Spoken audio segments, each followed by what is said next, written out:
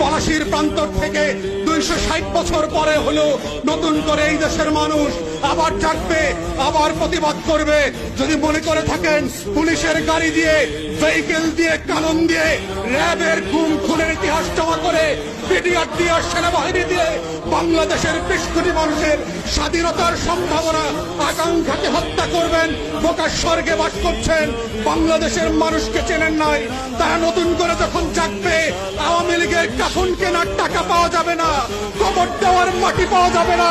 সেই দিন আসতেছে, সেই দিনের প্রস্তুতি নেন। ফেরাউনদের লাশ কোন নদী থেকে ডুবুরিকে দিয়ে উঠানো হয় নাই।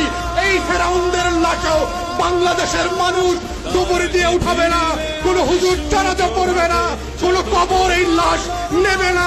সেই দিনের অপেক্ষায় বাংলাদেশের 20 কোটি মানুষ।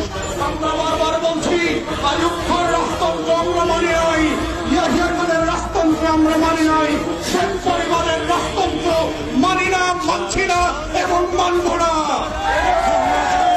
ছেলে মেয়েরা যখন কোটার বিরুদ্ধে পাবলিক বিশ্ববিদ্যালয়গুলোতে আন্দোলন করছে, তখন আজকে মাত্র আমরা দেখলাম বরিশালে, কুমিল্লাতে, চট্টগ্রামে, ইভেন শাহবাগে আজকে পুলিশের সাজোয়া গান দিয়ে আমার দেশের তরুণ তরুণী শিক্ষার্থীদের উপরে গুলিবর্ষণ করা হচ্ছে, লাঠিচার্জ করা হচ্ছে।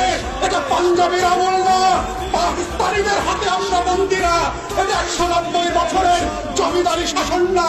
যদি কেউ মনে করে থাকে বাংলাদেশে এখনো জমিদারের শাসন চলছে, ব্রিটিশ বেনিয়ারা বাংলাদেশ দখল করে রেখেছে, আমরা প্রত্যাখ্যান করছি এবং বলে রাখছি, বাংলাদেশে গণতন্ত্রের যে লড়াই হয়েছে, সেই রক্ত দিয়ে মুক্তিযোদ্ধারা বাংলাদেশ স্বাধীন করেছে, সেই বাংলাদেশ আমরা ফেরত আনবো। কোটা থাকবে না, ইদার শেখ পরিবার, হাসিনা থাকবে, না হয় বাংলাদেশের 20 কোটি মানুষ থাকবে।